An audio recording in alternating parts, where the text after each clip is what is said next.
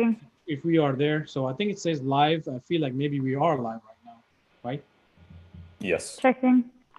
All right, everyone. This is Danish from JobSkills Share with our friends. Today we are doing a. Okay, my voice is coming here.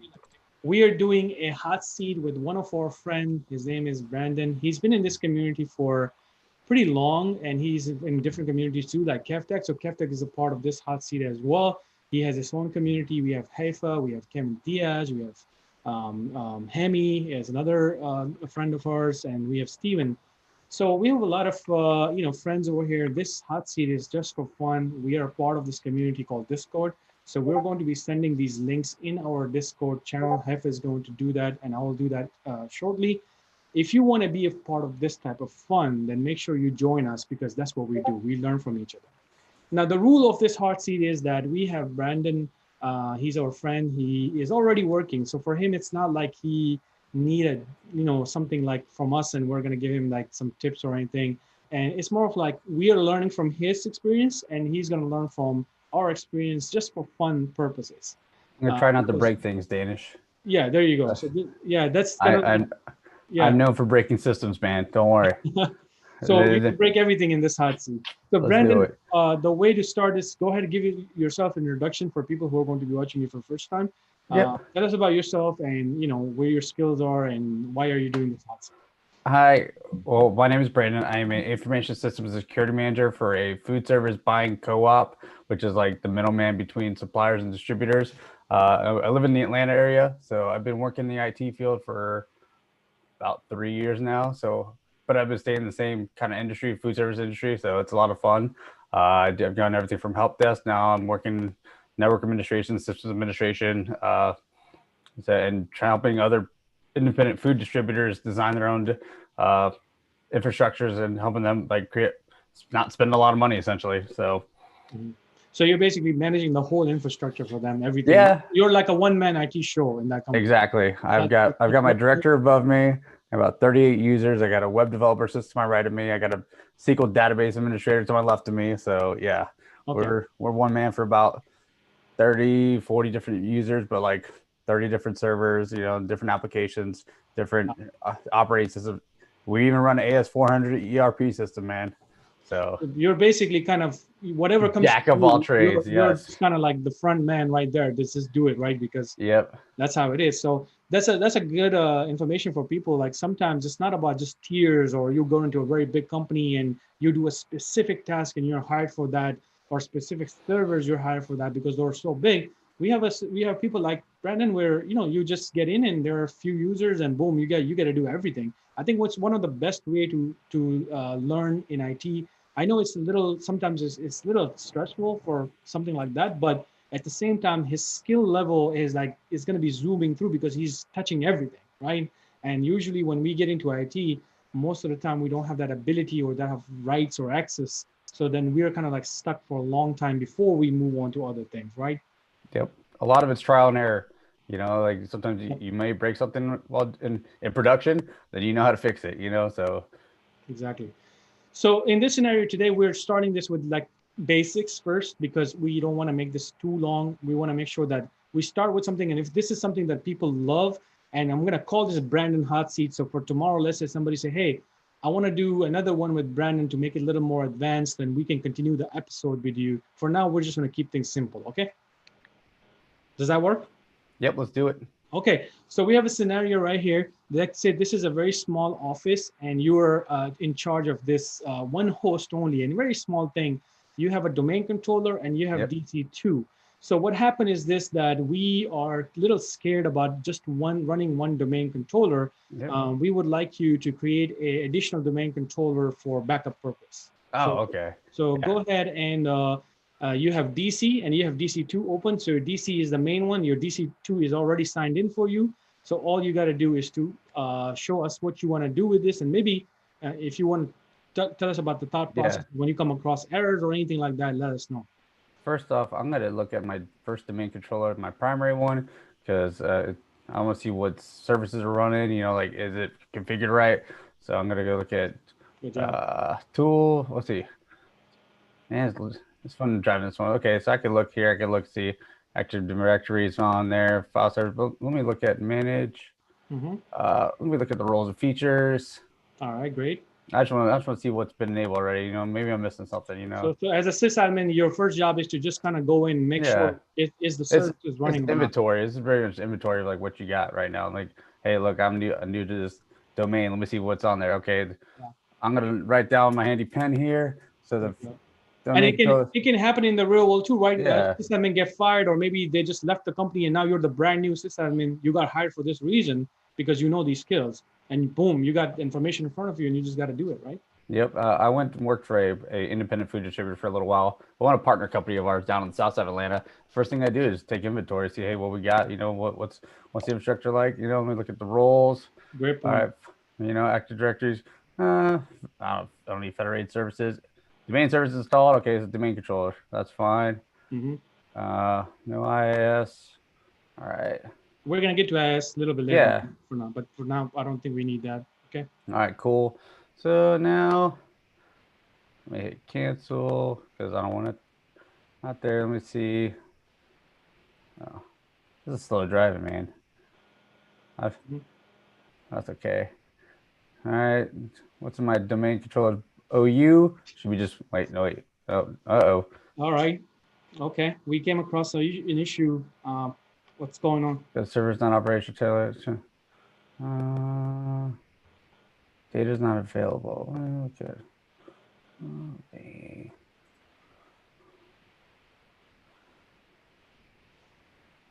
See, now, like, I would, if I look to see something like this in the real world, I would like have another browser open and just start like querying, like, hey, look, what's out there, which I might do right now. Exactly. And in this hot seat, you can definitely open a browser. And of course, you cannot take so much time, but that's normal, right? Let's say like this is a scenario where failed. So one thing, Brendan, let us know with your skills that we want to know also, like at this point, can your users have issues? All of the issues in this network, will they have any issues? Actually, let me open this up because I like seeing the bottom. Okay, look, manageability refresh failed. Oh, that ain't cool. So it's just supposed to be green across the board. Why is it not access denied? What's denied? Hey, look, that might be an issue too right there. So at this point, all of your users are complaining, right? I believe. Yeah, like I can't access the folders. I can't log in. Like there you go. I'm gonna put my phone on do not disturb for the next 30 minutes an hour. For the people who are new to IT or they are doing entry level stuff, right now your machines are going to be, all of people are going to have issues. Either if it's a VPN, if it's a people internal, external, if they're using your Active Directory, they're all complaining right now. So there's a major issue right there, right? Yep. Sometimes the easiest. And in some areas, I am going to give you a little help. Why? Because some of the lab settings you need to be told. So for example, in these lab settings, it's not set to a static, which is fine. Okay. We can run a domain. So that's not an issue. So some areas I'm going to help you that you're not going to go look at server. I can go look at, okay. Show me a NIC. All right. IP address assigned, DHCP. So, nope. What? You gotta be joking me. What the hell? Headquarters DC.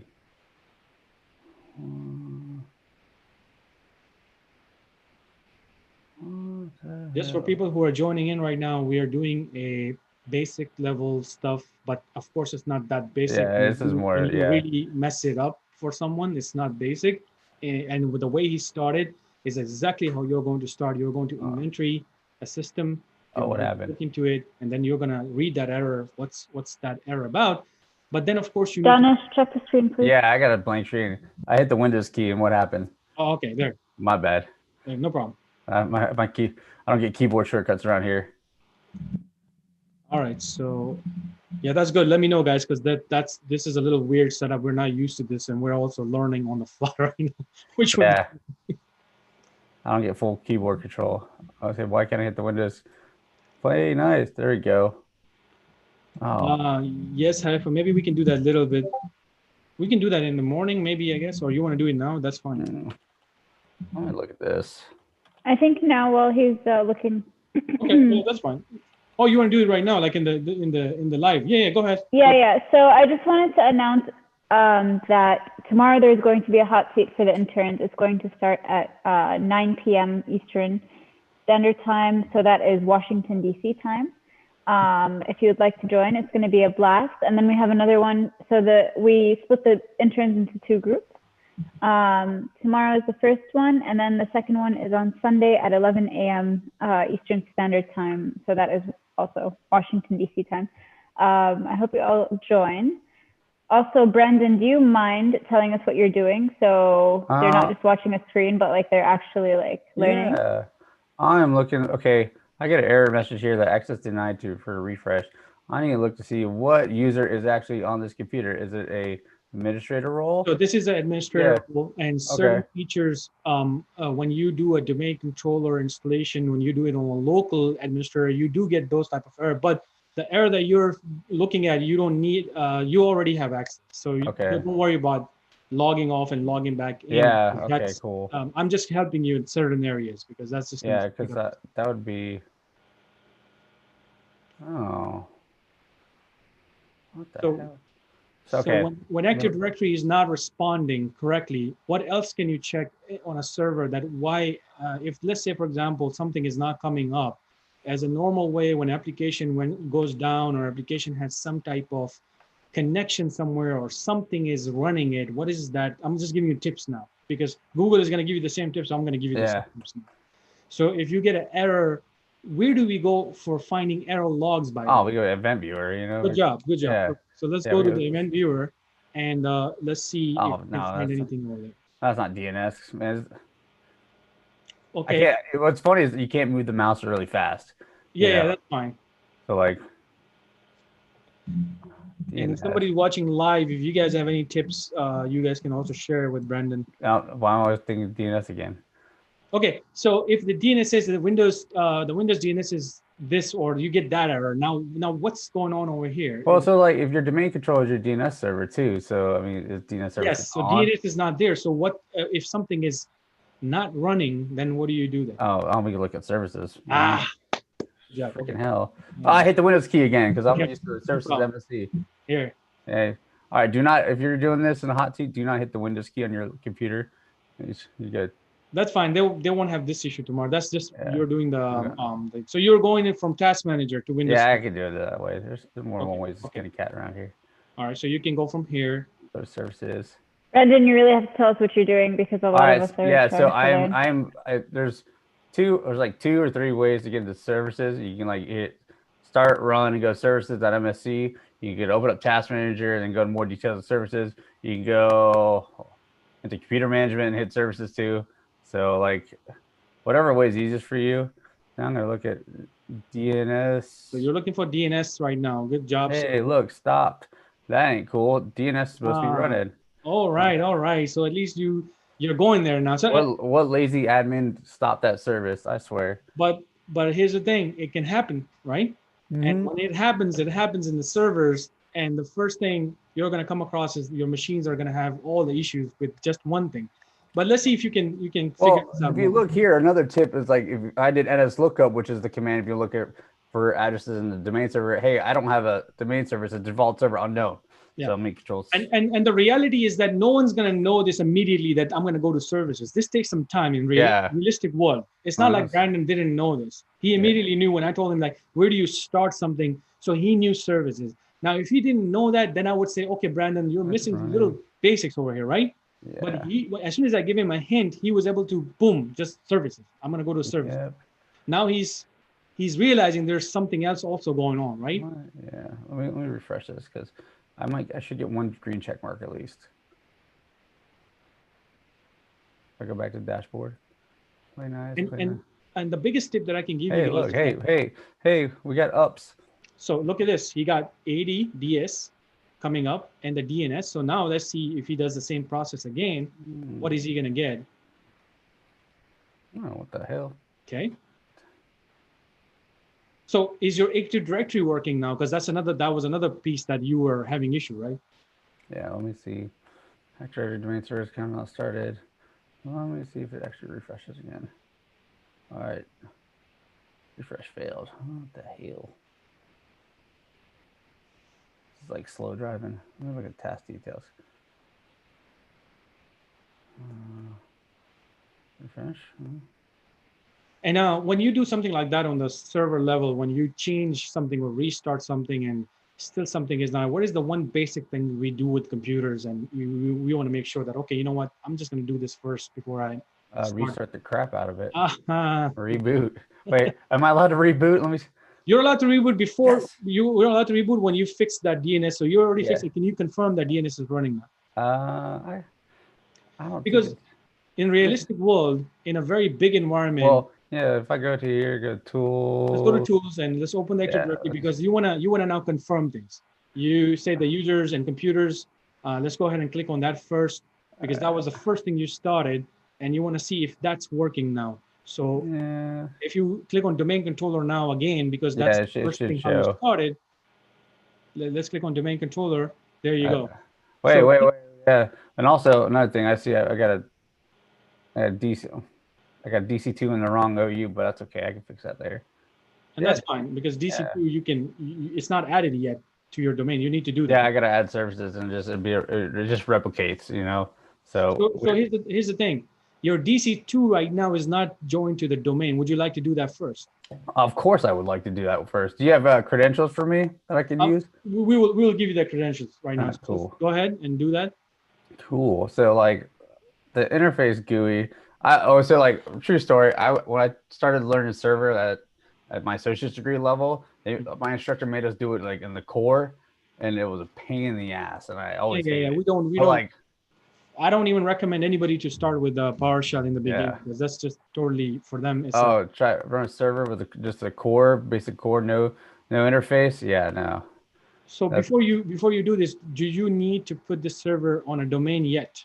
Oh, I mean, okay. So let's basics right now. Is this on a workgroup? I should have looked at the properties here because let's see right here. If I expand out, let me expand this out. It says, hey, computer name DC2. All right.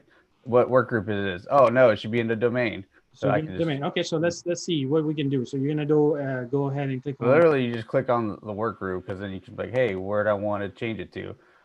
Computer description. I'm gonna be like DC2. Okay, so I'm gonna give you the domain. I'm gonna give you a domain name DC2. And how do you? If let's say I'm not your helper, how do you find our domain name here? Where can you find that? I mean, I could go back to the DC1 and look at the top. Good job. Yeah. So let me go back. Dashboard. I hate how it's slow driving, but that's okay. I'll get over it. Go back to log server. Domain hq.jobskillshare.org. Okay. So I want to make it part of a domain. Okay, good job. So you found the domain that way. So guys, if you're looking at it, this is easy stuff that you're going there finding. But you got to know the stuff. Even like, hey, like it says domain here. Like, okay, my domain controller is part of what domain? Hey, domain. Literally just right there in front of you. hq.jobskillshare.org? Yep, .org. Oh. So he found the domain. He fixed at least the first issue. That was that's the best way you can find error. And then of course, he could have went to the event logs too. But hey, why to go to the event logs when he know that services are not? Now he's coming across another error now. Hey, it says I can't find this. I bet you I know why. Like, so you close the error very quickly. For people who are new, they're going to be a little. We'll look at it. Let's look at it again. Okay. So what would you tell the people? Hey, no, wait. Okay. Maybe a second time around. Let's see what happens. Let's try it with credentials. We got administrator. So put administrator. Yeah. I'm gonna put the password in the chat for you right now. hq.jobskillshare.org. Okay, you check your chat. I see it. Just put the password in the chat, in the Zoom chat. Oh man, I've used that one before. Nah, I've just probably used like variants of it. These are all labs, like you practice labs and everything. That's the same password. Let's see. Is it gonna join? Is it gonna join? Hey, no, the network path was not found. Why not? What's going on? Oh. All right. Let me look at. So if this is happening, how would you confirm that? Am I even pointing to the right domain? Could there be a different thing going on, or something is not? First thing I want to look is network connectivity. Are they on the same subnet? Like, yeah, like so, like, can my one domain controller talk to domain controller two? You know, Perfect. like computer to computer. You know, just And not server to what's server. the easy way Basic. for you to find those IP addresses? What Oh, we're gonna go to the command prompt. should we keep it so basic? Basic command. What's the basic command to find an IP? Ipconfig all. Good job. Yep. So one tip over here for people who are watching: keep it extremely basic. Yeah, Don't keep it go simple. anything advanced in the beginning, because if you do that, of course, you're just taking long route. Keep it extremely basic. So that's one command that every single admin will use throughout their life. I can guarantee you. That and flush DNS. Okay. So now what are we? Can you explain what's going on over here? So I look at my IPv4 address is 192.168.10.85. And what is that, the dynamic or is that the static? That's DHCP enabled. It's a dynamic address. So it was assigned to me by either a router, let's say. Yeah, a router, or I mean, you can have DHCP services running on a domain. So just to give you a tip for this lab, we don't have a DHCP. Yeah, so mostly it's for easiest way, have your router assign your addresses, not like don't put it on. I mean, you can. I wouldn't recommend it, but have your networking devices do your networking. Exactly. Yeah. So okay. So tell us about more of where is it pointing? Like where's the DNS, and is it pointing to correct server and all that kind of stuff? The DNS server is okay. First DNS is 8.8.8.8. I know from experience that that's Google's DNS. Okay, good job. Yeah, so I'm like, okay, that doesn't look right, because you want your computer to talk to your internal DNS before going outside world. Good job. Yeah, so I'm gonna go look in the network connections and flip flop those two essentially. Flip flop. I was actually looking for that word. Perfect. Yeah, I'm gonna flip them around because I want it to talk to my internal address first. Okay, then if it doesn't find it, then it's gonna go to the outside world. Got it. You see, that's experience right there. Yeah. He know a small settings that not many people will go into that detail. So show us, how do you do that flip flop? Oh yeah. Okay. Cool. Got that. Biggest thing in networking is understanding what's a private address and what's a public address, what your private address ranges are. Because sometimes it's not going to be 192.168. It might be 172.10, or it might be 10 addresses. So understanding like, hey, if I see an IP address, is that inside my network or outside the network? Perfect. So that just takes time, and sometimes I got to look at a chart too. So. All right, good job. So far, you're doing amazing, man. Oh. All right. Hey, look at this. All right. So I don't screw it up. I'm just gonna write down the IP address. Okay, so you are flip flopping it manually.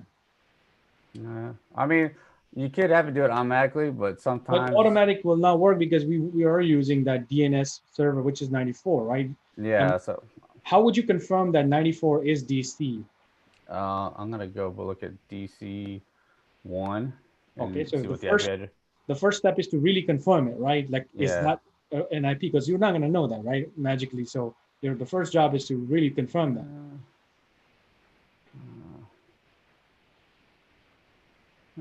I should have kept the command prompt up the whole time. Now, this is for someone who is watching this and they're like level 1. And this is exactly level 1 job 2. There's no level in here now. It's all basics here.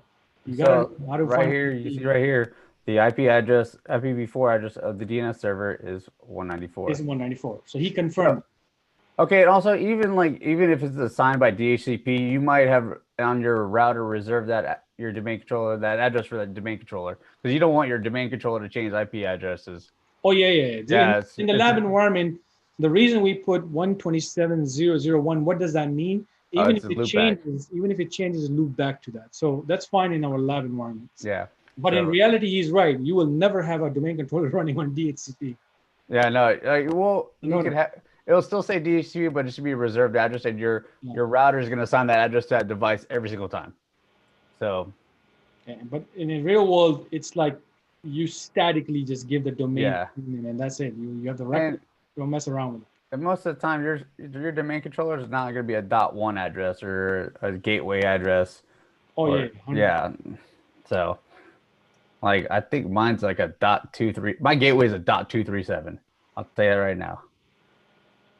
No, I don't want to cancel that. All right, let's go back to my network. All right, so now you went to a network, and what I believe is what you're There we trying to do go. is you're putting it manually. But do you know how to do this from a different, like you can just go and flip it somewhere else? Oh, man, that's a tough. I forget where. If you don't know, that's fine. You don't need to. Yeah, no, because I'm so used to doing it manually. Like, all right, I can do it. Like, Yeah, because we do this manually most of the time. We don't do this Yeah. the other way. But just for people who are watching this, you can probably go to the advanced and click on DNS settings. There's a little switch, like you can switch these two like that. yeah, That's fine. He's doing this correctly. Both ways are correct. There's no wrong way now because he already know where to come and change that. So he's basically putting a right IP on the top and putting the 8888 on the bottom. there we go. Oh, that's you put the dots in and you move between the octets. So I always And that's forget. it. And you just basically say, okay. Yeah, I mean, you can click validate settings, but There you go. so now let's see if I can. What's the NS lookup? Let's see what should say. Yep. So this confirms that my DNS lookup is pointing to the server located at 192.168.10.194.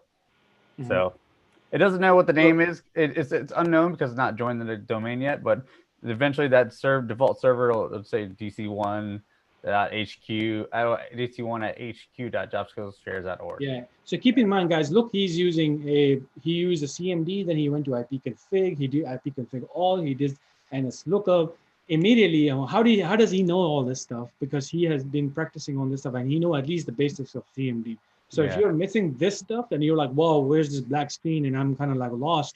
We have a full CMD course on our channel right now. So you should be taking that if you're really thinking that, okay, this is too much. And I go back and change. Let's do this again. Yeah, DC to our domain.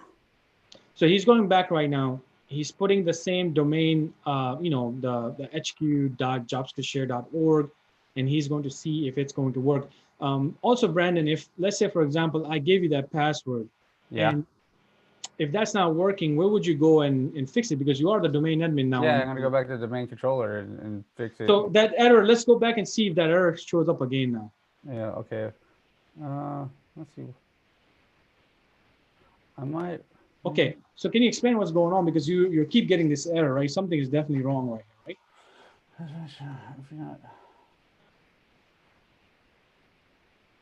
DNS name does not exist. Oh.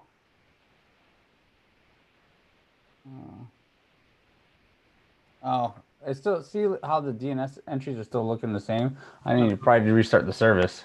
Okay. Yeah. So what happens is if sometimes you change something, a setting, you have to restart the services. So I'm gonna restart the service anyway. So you see, he's basically doing something, and he's feeling like, okay, maybe something is not correctly getting, or maybe it's something cached, I believe, or something like that. Yeah. And he's probably doing the restart on a service level first, restart maybe on a computer level second, if that doesn't fix it, right? So there's a lot of ways you can do, but remember, guys, when you're working in a production environment and you're a sysadmin, you don't get to too much restart options, to be honest. You try to fix things and see what the errors are, because you don't just restart production servers, because that server did not come back up again, then you got a big S going on. You know, I don't want to run the whole thing like right? So oh heck, you want to make sure that your production server doesn't just go down like that, you know? I don't feel like it's stopped. Oh yeah, sweet. That's DNS cache. And you know what? So, okay, you're doing a command line right now. Yeah. DNS. Okay, so what command are you using? I could release renew. I mean, that's. Oh wait, you jumped over to domain controller 1. Oh, okay. That could have been bad. Thank you. There you go. Look at that. That's another mistake that we can do, by the way, right? Yeah. And I'm sure you have probably done that in your. Because it looks the same sometimes. You're like, I've definitely done that. That's why I saw I it. have 100% done that as well. yes. I have actually copied a dev, on a production files. I have copied a dev file. That's what I did. Oh, what? I can't spell. Well, IP config. Okay, so you're just Yeah. not typing it correctly. So for flushing a DNS, we can go for that as well? And is there any specific command we can flush DNS? If config flush DNS. Good job. Yeah. Nice. And when you do the renew on IP config, would you confirm it then? Yeah, I would, because I want to see what the DNS setting is. So IP config. Ah, okay. And go all. I don't want to demonetize you. See. Oh, okay. Yep. So the DNS settings are primary is 194, and the secondary is all 8s. Perfect. So let's okay. I might end up flushing DNS again. Oh, yeah, okay. There we go. Hey. No, okay, wait. I won't cheer too early. You know. Well, again, you're a domain admin. Even if this is not working, you know how to fix it then, right? Yeah. hq.jobskillshare.org. T1 at.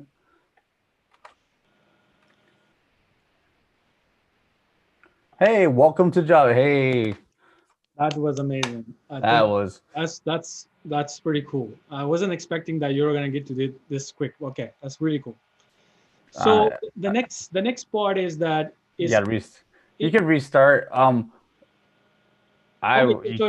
now, or to make this easy. I'm not testing your knowledge of how to create an additional domain controller, because that's a process, and everybody have labs on that. Additional. You did that like in colleges like 10 million times. Yeah, it's just a copy. Even if you didn't know that it's in documentation. So I'm not going to test you on that right now, because these are the technical skills that I was looking for first in the beginning. Do you know how to get to the services? Do you know what is the AD services and everything? Now let me ask you one question. How do you confirm if AD services are running? You already know that on the DC. How do you go to an Active Directory and confirm if your Active Directory services are online and it's actually functioning? How do you know that? Oh. Or let me make it a little more easier for you. Where do you find if it's a primary domain, if it's a secondary domain? How do you find that?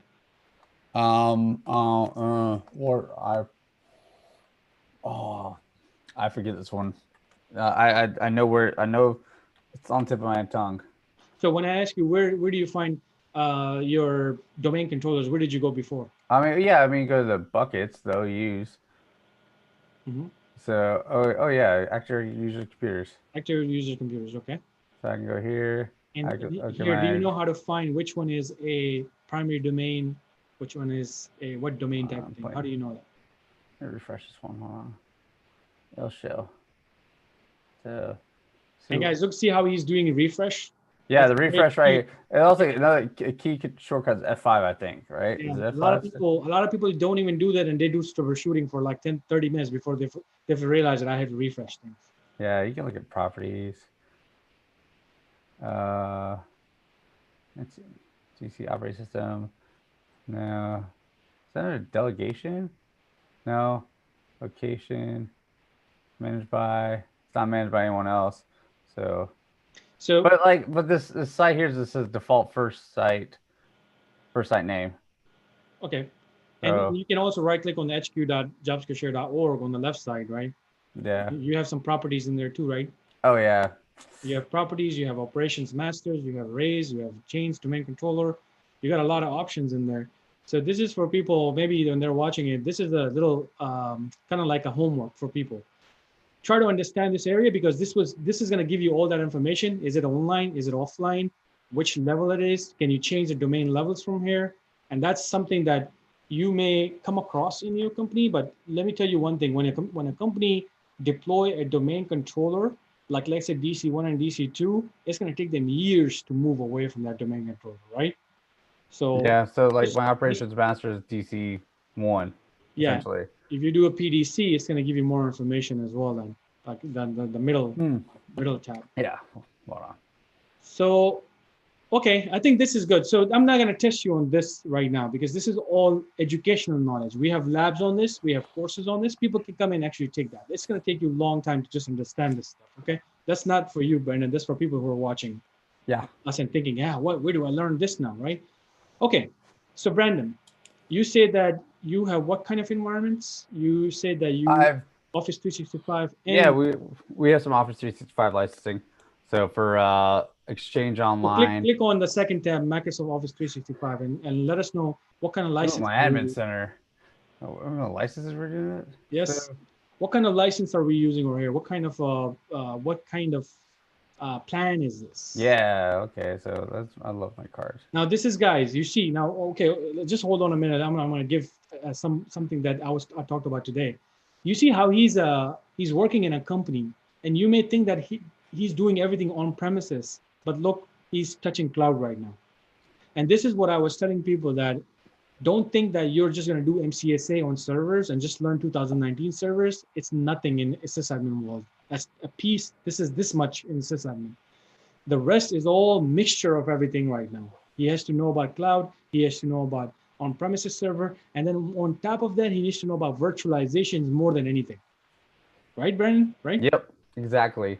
Because if you didn't know virtualization, I'm sure you're not going to be comfortable right now. I am actually going back for my second bachelor's degree in cloud computing to get more virtualization, because I have a bachelor's degree in IT, a master's in cybersecurity. I'm going to go back for a bachelor's in cloud computing.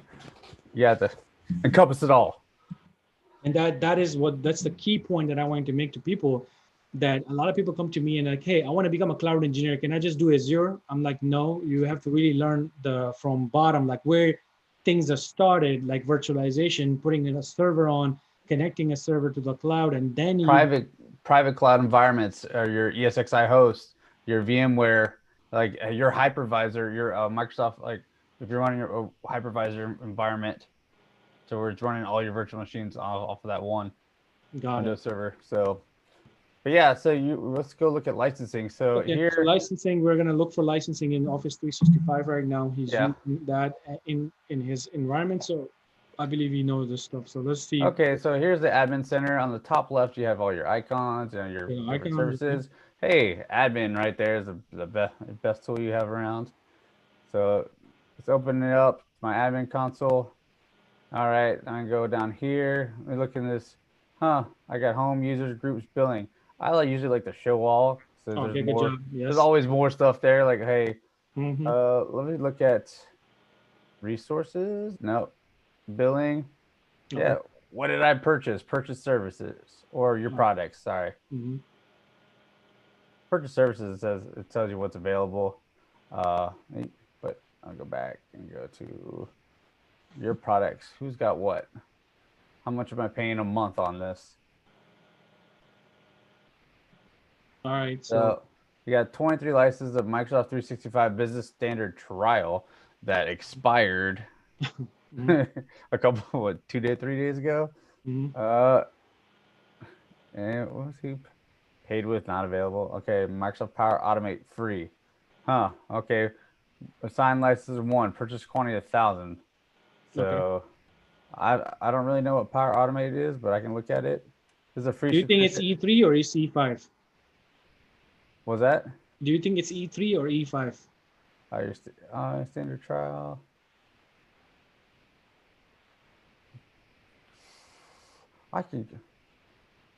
Well, this was a trial product of 365 Business Standard. I don't really know what the product is. What are some other ways you can quickly find, like if you go to the users and try to assign license? Oh yeah, like users, active users. Okay. Let's see who's got assigned what. And there are many other ways you can find it. I'm just giving you like one. Yeah, like signed license. I can even filter out by who's assigned what.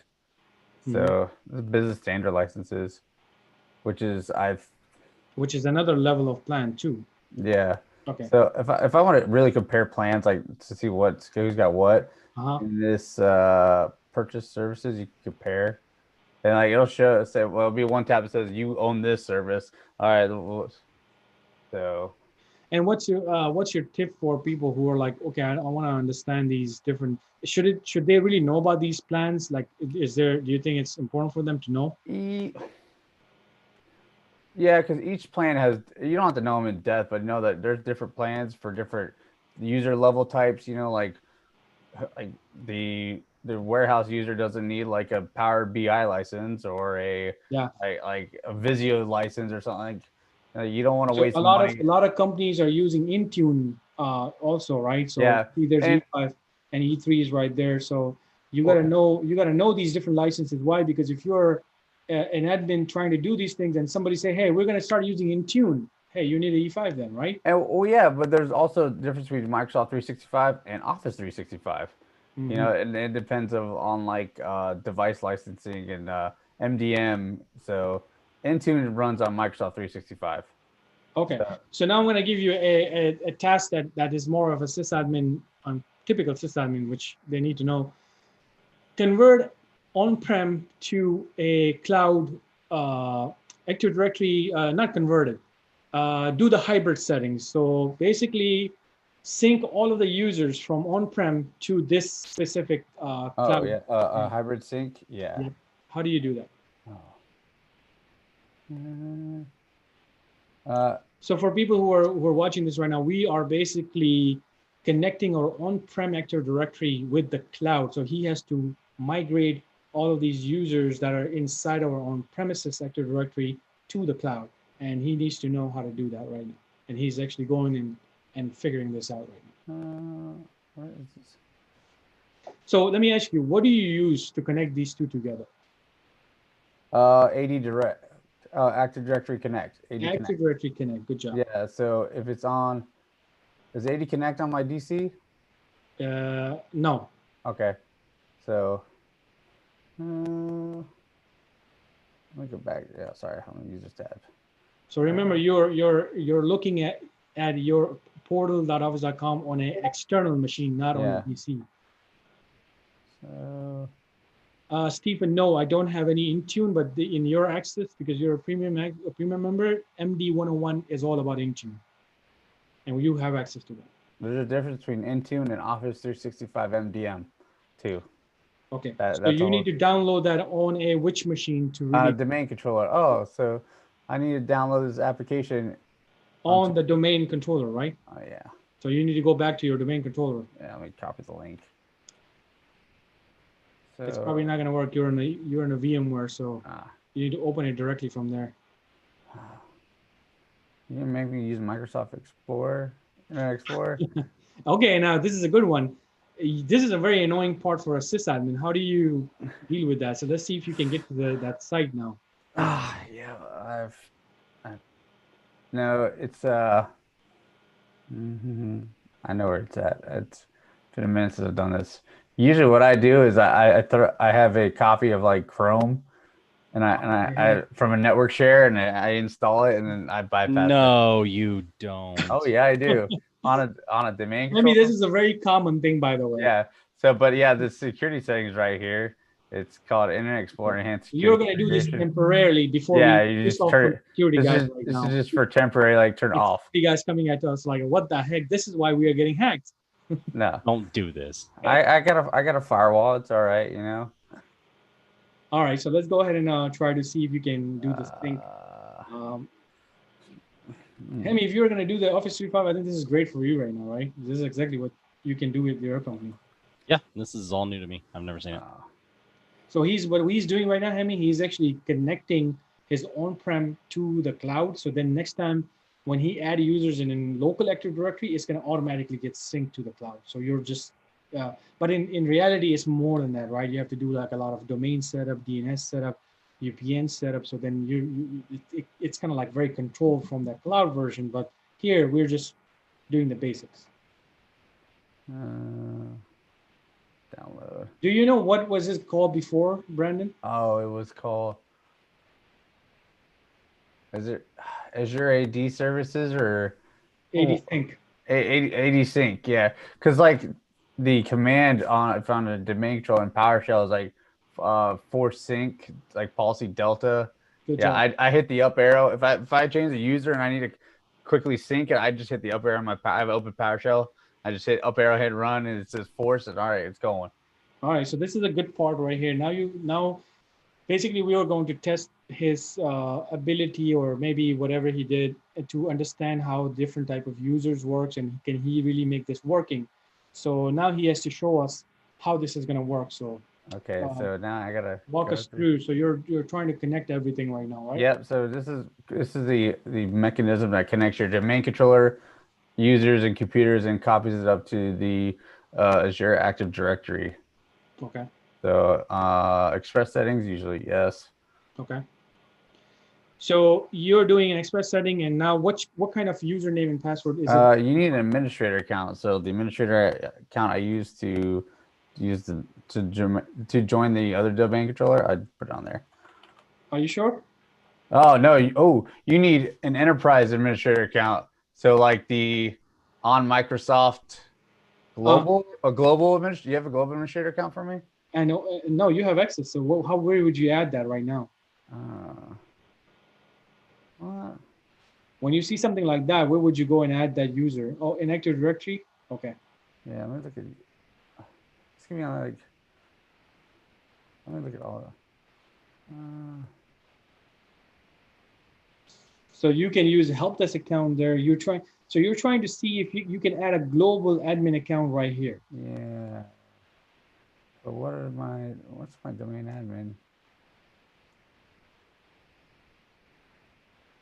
Okay, so you're going to groups to see who Yeah, are. let's see who's in there. Let's see right now who's in my group of members.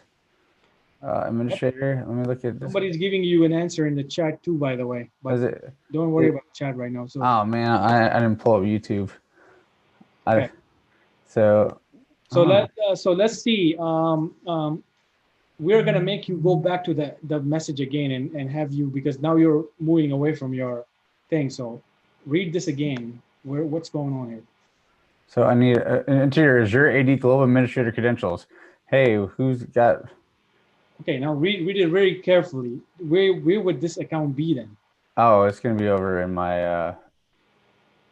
I need to look at search by role essentially. Some user type, add filters. User type. Do you think it's easy for you to do it from Azure, or easy for you from portal.office.com? Yeah, probably the portal. I mean, because you told me that you haven't done too much on the Azure, so that's why I'm pushing you to use that. I can go to roles. Okay, good job. Global. Who's got my global admin? Okay. Where's the members? If you are the admin over here, what would you do right here? Like, can't you just go in there and create one or something, or maybe use one of these, or reset the password or something like that? I could create a global admin. Why not? You know, like. Okay. So maybe do that, because now you know your own password and everything. You're more comfortable with that, right? Sweet. So let me do that.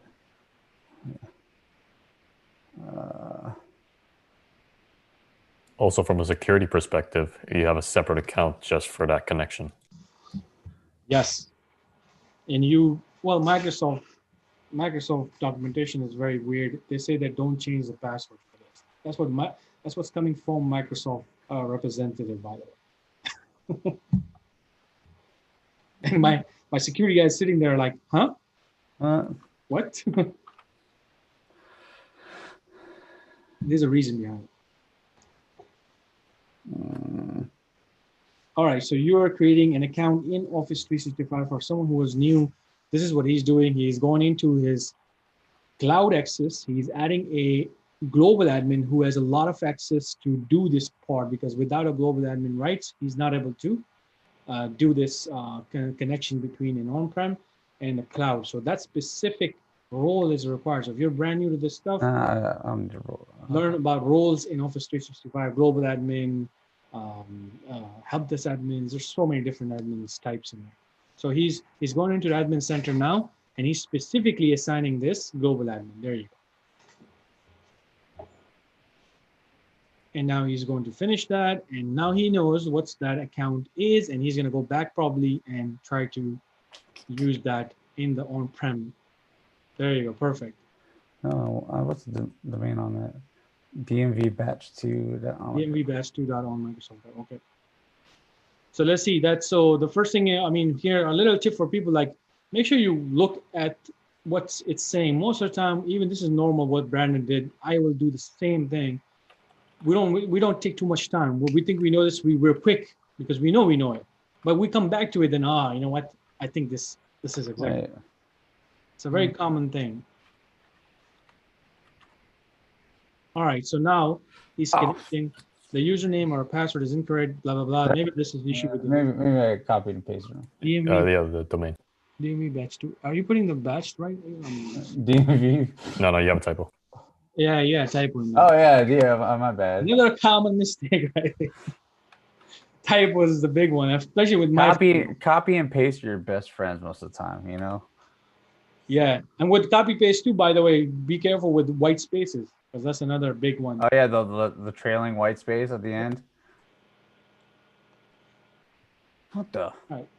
Maybe I put the wrong password in. On Microsoft PME batches. Seems like you type everything correctly now. Maybe.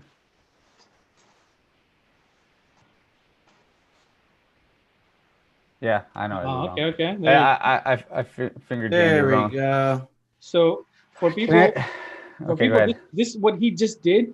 Honestly, for him, this is something very normal. For a brand new person, they get panicked, right? Don't get panicked. Watch what you're typing, then watch your password. If you're still having trouble, open a notepad, put the password in there to make sure you're typing something correctly, because there's always something in there. So what is this now, Brandon? Can you explain? Enter the Active Directory Domain Services Enterprise Administrator credentials. Oh, that's a role on my local domain controller who's the Enterprise Administrator. All right. And let me go find who the Enterprise Administrator is. And he already know where to find these. This means he know about Active Directory. Because if he didn't know this and he's like, what do you mean by enterprise? I would be like, wow, okay, that's something very basic for a sysadmin to not know this, right? Ooh, administrator at HQ job. So I already know username and password for this guy. So I don't need to create another one. Okay. Do you know the password? Yeah, you gave it to me. All right.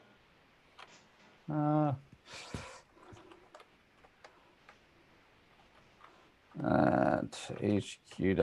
Oh wait. Jobskillshare.org.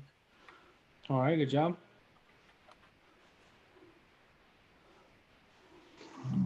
While you do that, let me put something.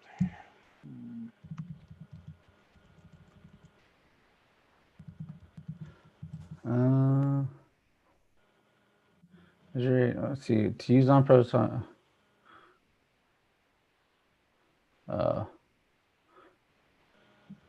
Users.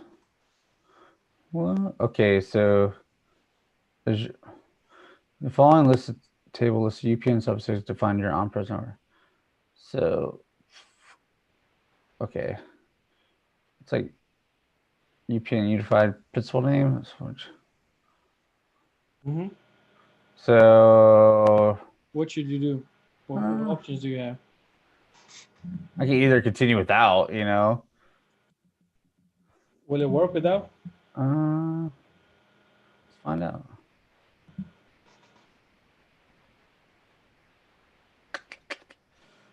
Wait.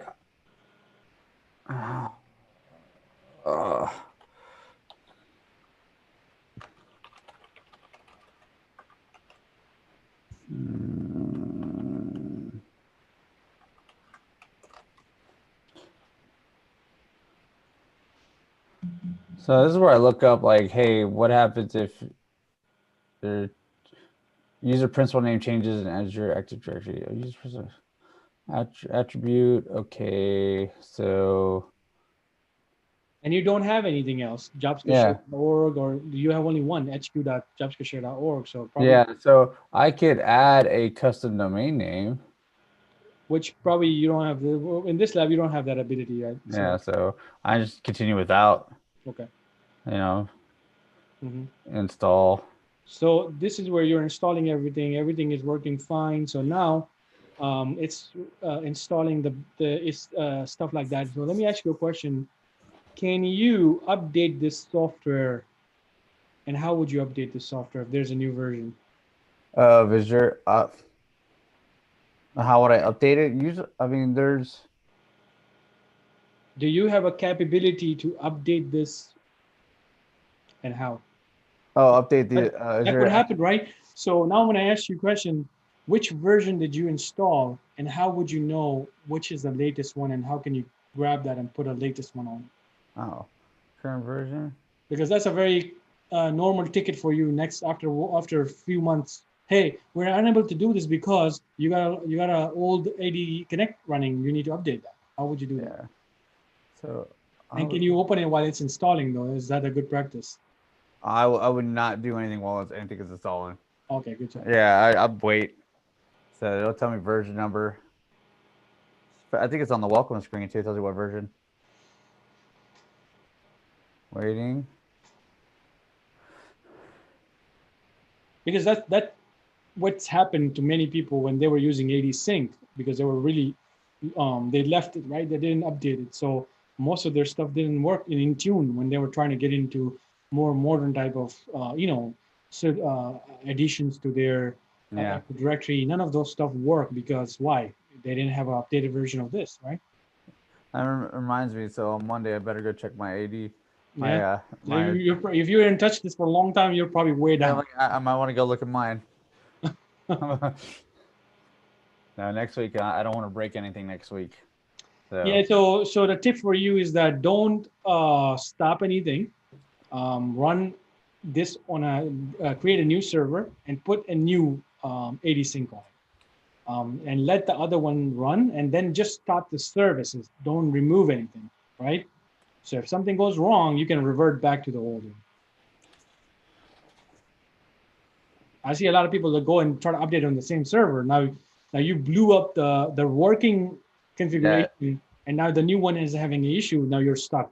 And if that happens, boss is getting mad. It's gonna if that happens, then of course you're in a deep trouble. Why? Because you got a hybrid thing going on, and now you can fix it easily. I do a lot of this, is waiting for stuff to configure.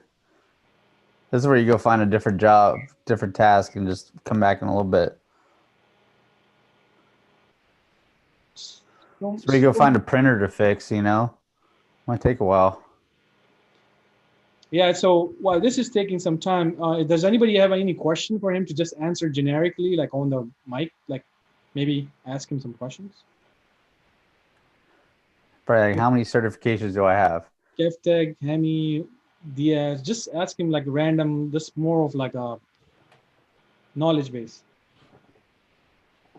What do I do in my off time? Go play golf. Not very good though. If you were to be a computer component, what would you be? And why? Ooh. Why would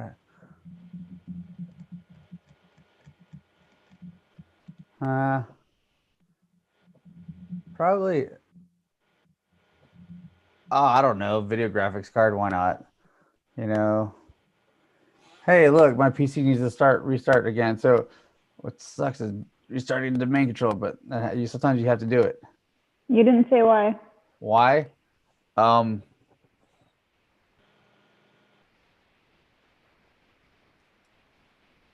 would I want? Lots of threads and a high-powered graphics card can help you crack a lot of secrets. If you get into like cybersecurity and pen testing, you know that a graphics card can help you crack a hash within minutes versus hours. So you want a high-powered graphics card. So that's a great answer. Okay, so that's done right now. How would you verify if things are good on can you verify the local accounts and stuff like that? Yeah, so you go back. If a sync started, let me see. Let me refresh this sync. Hey, look. Wait, no, sync server is not run, but password hash sync is enabled. That's but I need to wait for this the domain controller to restart. Okay. Would you be able to see what users you have on a cloud now? If we can check. Yeah, tab.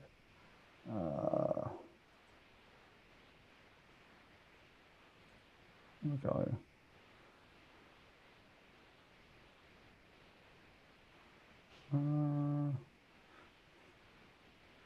Filter. Let me see what that gives me.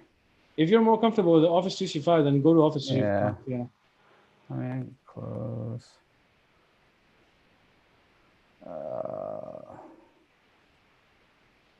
So Hemi, at this point, he's basically checking if the users have been synced over into the cloud, and he has to let me know how does he know which one is on the cloud and which one is on the on-prem. So there's a way you can tell based on information. Let me refresh the page because. And you can make the browser like the what's that ratio smaller, so then it will become like a full screen for you. And make it like 80%. Okay, so you're doing a filter. Filter by. Come on, give me filter. Now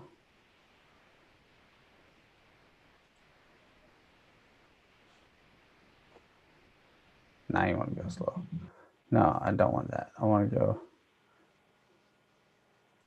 I didn't even select a filter. Come on. All right, let me look at the filters. Did it even show me filters? No. I could scroll down. So username is going to be different. So I can look.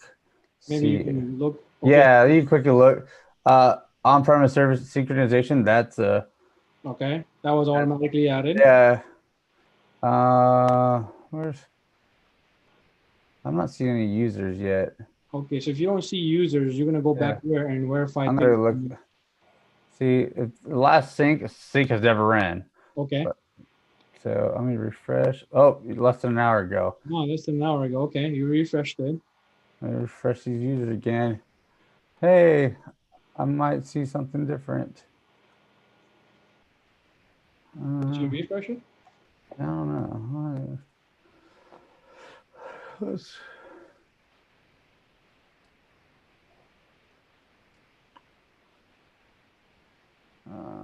go down. Oh. Seeing something though. You would see. I'm seeing something. So I guess you need to show me some kind of way to verify that this is on this is the hybrid account. So yeah, what I need to do is let me log into my domain controller. Actions. Domain controller. By the way, is this a vCenter or ESXi? ESXi. All right, good job. Yeah. Actions. I hate running off of this one. Where's your control alt delete? Oh, it's free. Go back to actions and guest OS. As a guest, okay. I never run VMs off of this one, but I just run off the console, or I run TeamViewer sessions. So, I think, yeah, there it is. Control alt delete. All right, so put the same password that you have that I gave you.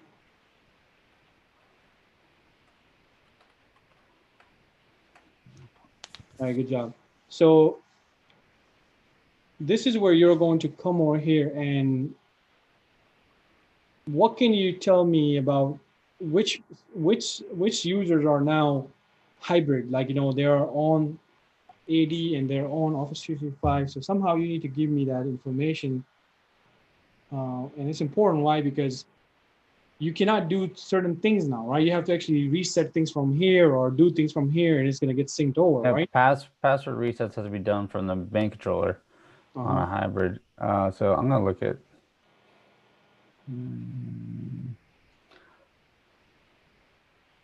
user computers.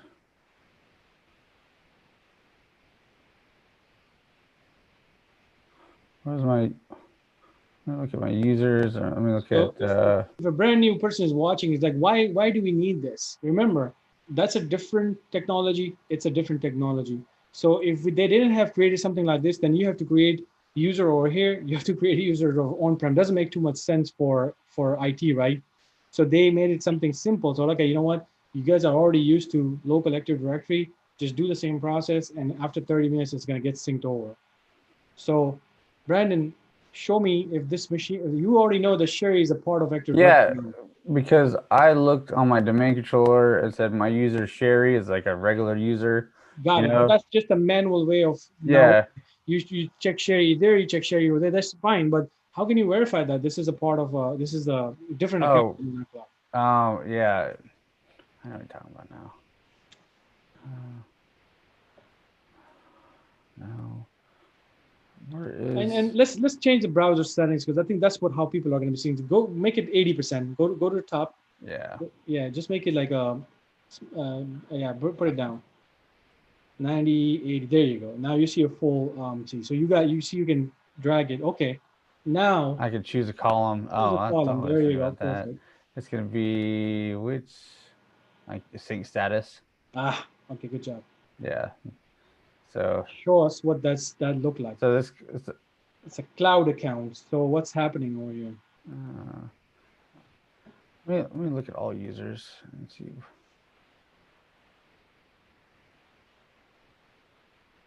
So what are my options for sync status? Is there anything?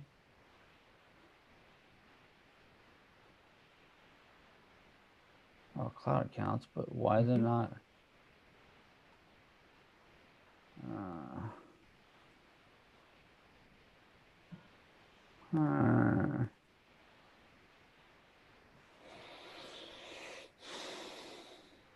Sync status in cloud, but I didn't it run. All right. Does it have to do anything with the way you set up this whole thing? Yeah, it might be because let me look at Azure AD Connect again. Okay. Let me look.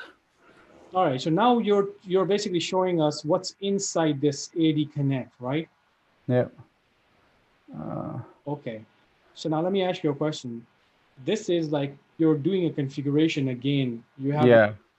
how would you open the settings in this? Because now Oh yeah. Oh yeah. I know what you're talking about now.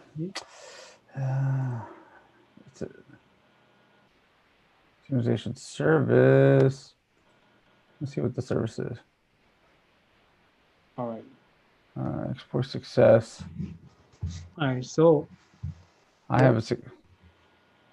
okay, now let me ask you a question now here. If you do an update to Active Directory now, you add a new account, how can you force it? Oh, there's a PowerShell command, but there's also I could hit run again on the sync sets. But let me just hit run.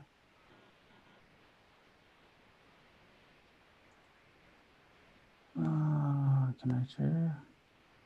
So give us a real example. Go ahead and add something in Active Directory, maybe add a user, and then tell me how can you pinpoint that changes in here. Like you're gonna need to let me know that specific change just happened, and that's what's gonna get pushed over.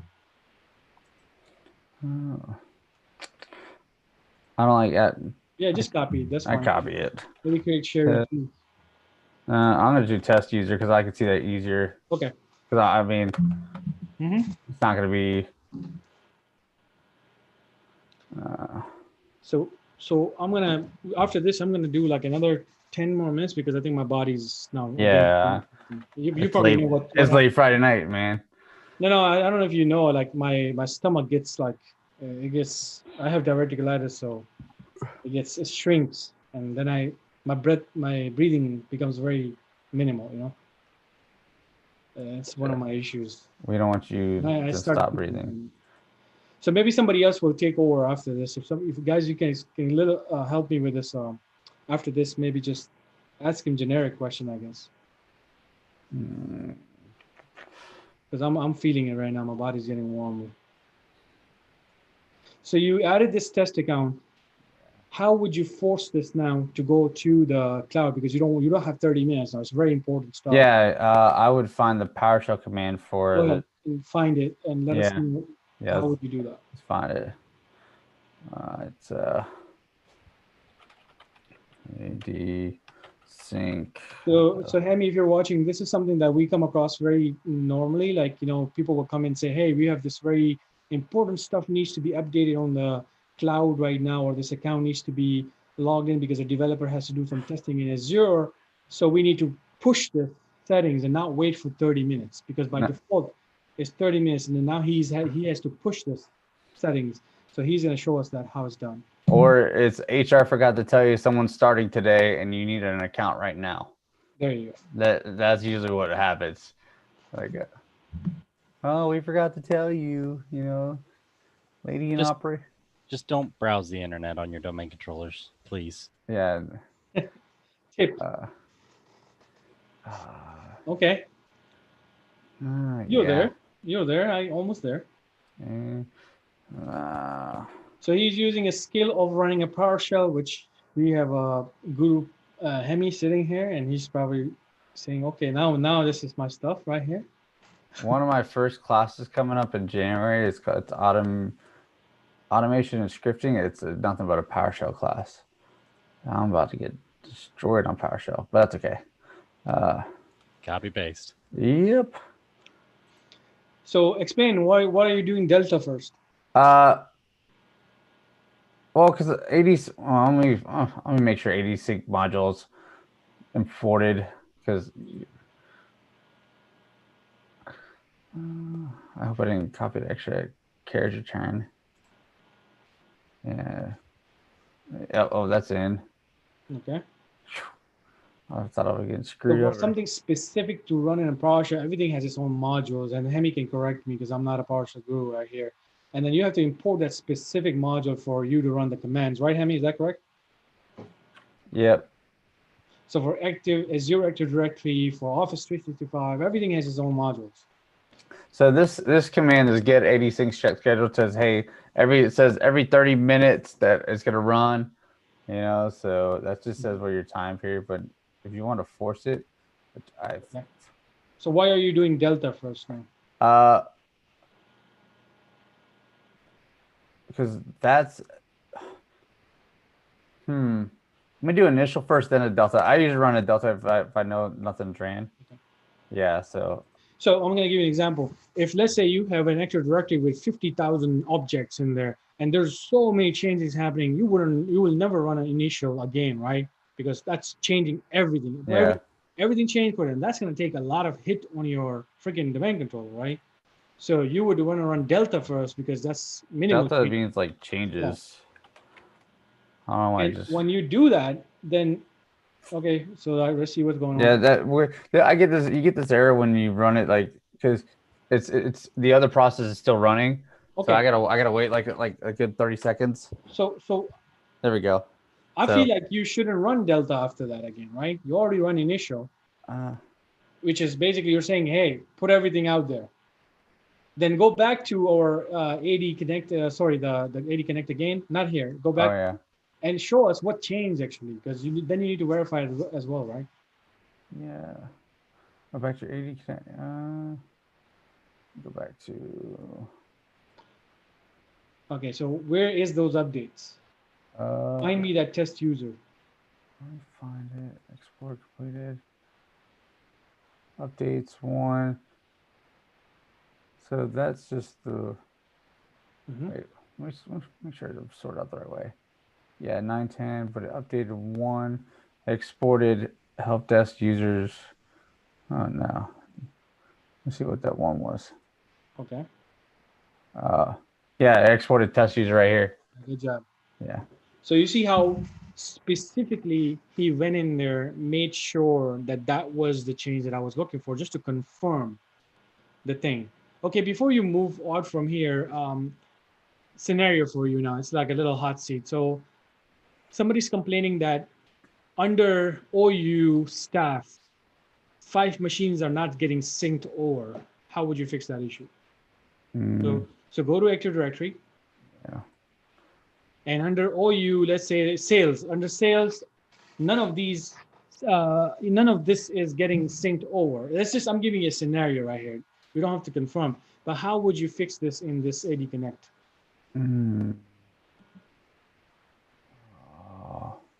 Just the OU. Let's see. You could.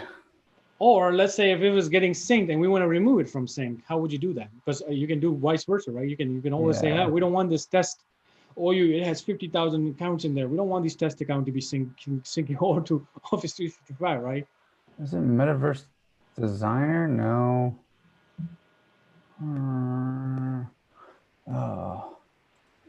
If you don't know, that's fine. Yeah, I've never run it, but like I think I'd have to look it up. Yeah. That's a good test for you, because tomorrow what we'll have, I'm not going to show you right now because then you need to learn this, right? It's very easy. You can go to the connector and then pick the OU and then put the username and password for the domain, and you can pick and choose things. Yeah. But this is going to come to you one day or another day. Someone one will day, say, one day, not in my current domain. Yeah, someone will come and say, hey, you know what? We're having this, syncing. It's not getting synced over. This whole new OU.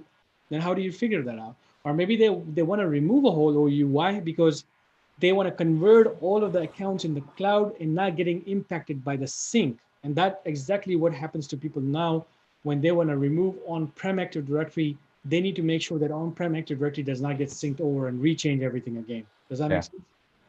So that's a little advanced stuff, but of course you're gonna come across this in your one day. I say one day. It's gonna come. Maybe one day. Yeah, we'll see. So I'm almost gassed out, but I'm gonna give you my review for the things that I've seen so far. Right? You're pretty good at your stuff. You already know what to do. You already know where to go, where to find commands. I feel like it's not like you're not a sysadmin where you are going to be scared of things, which you're already doing a lot of things in your own environment. Few things, maybe revisit your way of checking things again, because I did lead you to a lot of things, right? Yeah. Maybe services or stuff like that, which I feel like you would do it like in 5 minutes if I'm not there or you're not being watched like that, right? Because most of the time you work on your own pace, right? Yeah. A lot of time, when you're talking problems out, you're just speaking them out like, "Hey, what can I check?" Like you're speaking to yourself half the time. Like, "Oh, okay, let me look if here." You're gonna go for an interview with you're the senior sysadmin and you're the manager of 5 sysadmins. Yeah. It's not gonna be an interview like this. It's gonna be way different, and they're gonna throw a lot of bombs on you, right? Yeah. So of course that's where they're not gonna give you any hints. They're just gonna say, "This is your domain admin, and you're the manager, you're the senior lead, and we want you to figure this out right now." So then you cannot go to Google and find a command or something like that. That will not work in that scenario. That's where they're going to pick you as a senior admin or on top of the other mid-level admins, right? Yep. That's the only thing I'm going to tell you. But I mean, you don't need that right now because you're already working in an environment. This is for people who are actually looking for a job, and for people who are watching this right now and they're thinking, "Wow, these things are complex. I don't know this stuff." It took him time. He did not become this like this. He did not just straight became and know this stuff. It took him all of this 3 or 4 years to figure every tiny things that he's doing this today. Right, Brennan? Yeah, it takes a lot of practice. It's like riding a bike. You got to keep doing it. Sometimes you're going to fall off, but then you just get up and try it again. So. But I think overall, I think you did amazing. Appreciate it. Yeah, it was really. What do you think about your house? I like it. Do you think? So is there any point that you felt like, man, I got stuck here? Like like I was like, hey, I've seen it before. Like I got to remember how I did it. So yeah, it took me a second. So because of my health, I was gonna actually after this, I was gonna give you a redirect rules scenario. How do you redirect a specific domain to a specific? But I think we can do this later. Yeah, that's fine. Hemi and KevTech or KevRox, do you guys have anything to take over? Because I feel like I'm definitely struggling right now. I have one insight that I kind of use at my place. So you said let your network handle your DHCP. Yeah. So I have an actual argument for actually setting up a DHCP server, like a Windows server. So that way you can delegate limited access to your help desk to manage your DHCP. Oh yeah, have your DHCP. Yeah, but if you're like a one-man IT shop, it's I just see, extra overhead. But yeah, I understand that completely. But I wouldn't have like a tier 1 help desk like managing my whole router, having access to my exactly, Meraki. I don't want them in the I don't routers. want that, no. I don't want them in the routers. So I set up a DHCP server so they can, we're going to replace this device. I need to change the reservation that this device is going to get at this location. Looking at address pools, so I want them to be able to do that. So I just give them DHCP access so they don't actually have access to the routers that handle that. So that's kind of my reason why I do that. I agree. I definitely agree. So You got that ticket, Hammy? Oh yeah. I've got a really simple one. I don't know if I just should share my screen to show it, or because I feel like it's really simple. So your current ticket? No, this is just a ticket I got this week. And I thought if I showed you this ticket, you could figure it out pretty simply. So let me share my screen. Hey, Haifa, did we ever get a resolution on that other ticket? The USB, the camera? No, I was out of the office today, so I didn't. But I will let you know as soon as I do. It's crazy to put webcams in monitors now. Yeah, I wasn't expecting. I was like, she must think like there is one, but there isn't one. I guess Acer does it. Danish, can you stop sharing screen so Hammy can share screen? I already gave him permission. Sure, and I gotta give up control. I gave up control. Okay, so this is a ticket I got 2 days ago. It looks like, So on the 16th. Is it clear? Because I feel like. Can you read this? He's doing an open office writer. Yeah, it looks clear. I see it. So this is I'm gonna get something for myself, guys. I'll be right back. Okay. No, you're good. Here, I'll make it bold. No, I can see it, man. Okay.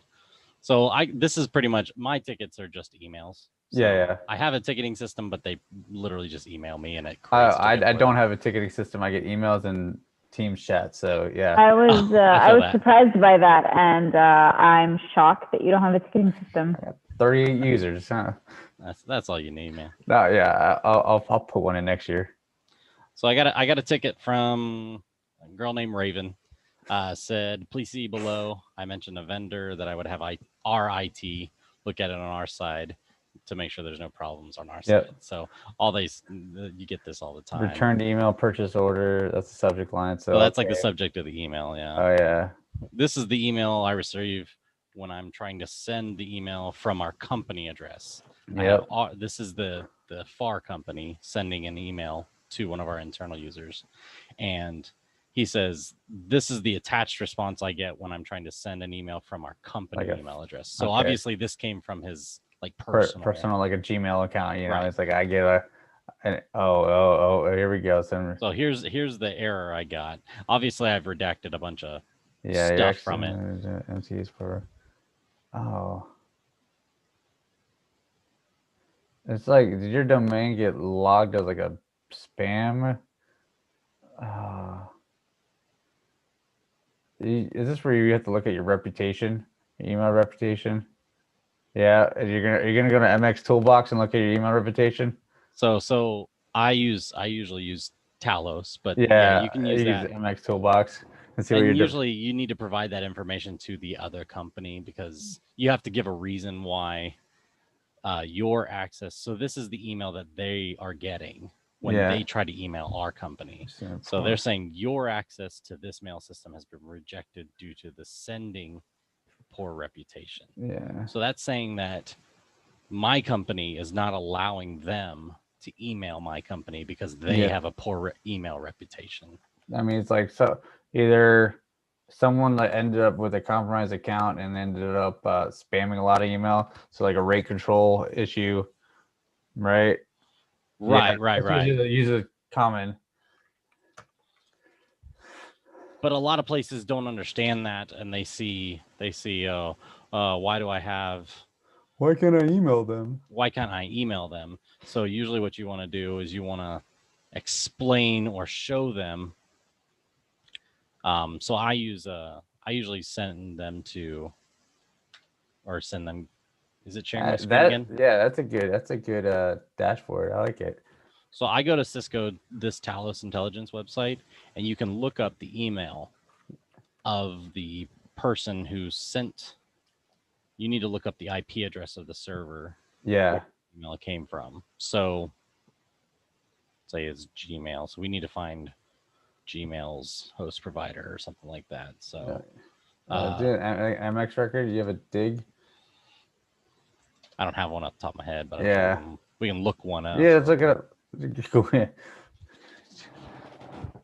MX Toolbox is a great tool for like checking if your domains, like either your settings are set right, like SPF records, Sender Policy Framework. If you have systems that are sending emails on your domain's behalf and are like make sure they're authorized, like by IP address, like say you have like a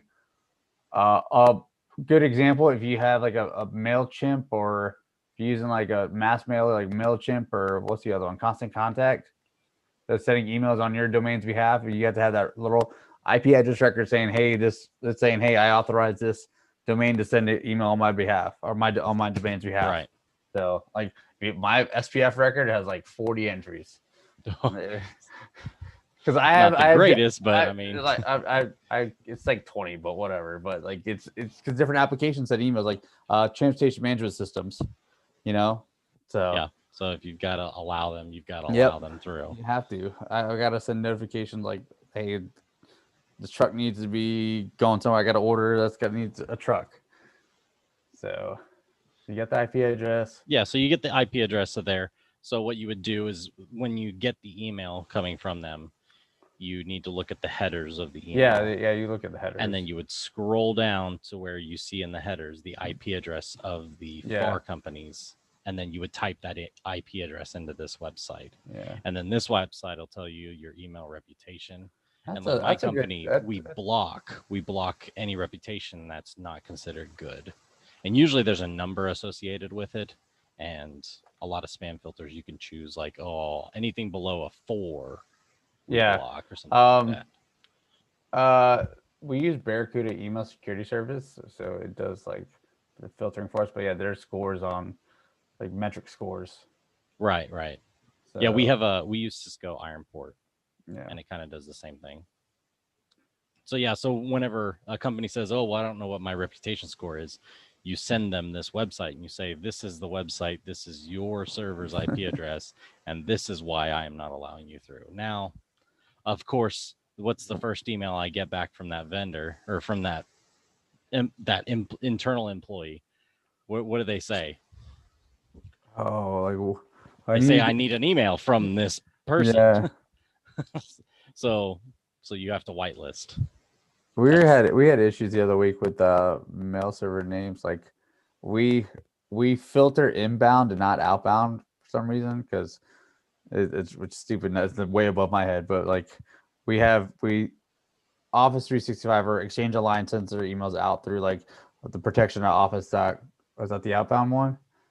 But yeah, but our inbound's going through a Barracuda Network's email security service, so that gets filtered. So if you have a mix match, it sometimes screws up. Like I send out one way, but I need to send in a different way. So that can have issues too. So that's something I see at my company a lot. Yep. I see a lot of emails where my employees are supposed to be getting emails from outside people, and it's being blocked by some sort of mail filter. And I have to explain why I have. Obviously, I didn't block it. Yeah. Manually. Mail filtering services are there to protect the company. You know, there's not like we're trying to stop email, we're trying to stop bad emails. Exactly. And malware is like 90% of the time malware, phishing attacks, account takeovers, you name it. Email reputation is big, and you need to protect your company, So Tech, did you have any questions for Brandon? Nope. How was the pizza? Oh, it was good, man. Really good. My pizza was good too. And passed out after that. It was so good. I left it Diaz? ourselves. Diaz, No? do you have pizza tonight, Diaz? Nah. No pizza, no questions. Yeah, I think we should probably call it a day. Yeah. But I appreciate it, guys. So this was a lot of fun. I'm gonna sleep like a rock tonight. So it's already past midnight. So you're gonna watch this video tomorrow, and we're like, okay. yeah. So thank you all for having me. Work on your 80 sync. Also, I just was remembering something. I think work on that too. You got stuck in there too. So yeah. So yeah, I gotta go look at my 80 sync next week and try not to break it because I don't want to do work during Christmas. Oh yeah, don't. So, now, okay. The answer was that you cannot do the in-place upgrade on this stuff. This is the BS thing from Microsoft. That yeah. you download a brand new one, and then install it essentially. Yeah. And reconnect. So I have this global administrator account somewhere. So well, everybody, thank you so much. Brandon, thank you so much. Thank you guys. I appreciate it. And thank you all for watching. Don't forget to follow those links in the chat where KevTech channel is there. Our channels are there. Discord. If you guys join the Discord, I feel like you will be amazing. Like you are going to find everything on Discord. So, and I want to say special thank you to the people here like Haifa for doing all the scheduling and everything and making this stuff. I mean, this is a lot of work. And Hemi, thank you so much for always being part of the community, and especially KevTech is always there. He's our Superman. We can never beat that KevTech. So, and Diaz is our sec guy. If somebody wants to get hacked, let me know. It's very easy for us to do that. So, Steven is our future leader right here. So, all right, guys, thank you so much. I'll see you guys later on. Good night, everyone. We'll Tomorrow. see you Guys, tomorrow thank for you. Hot Seat.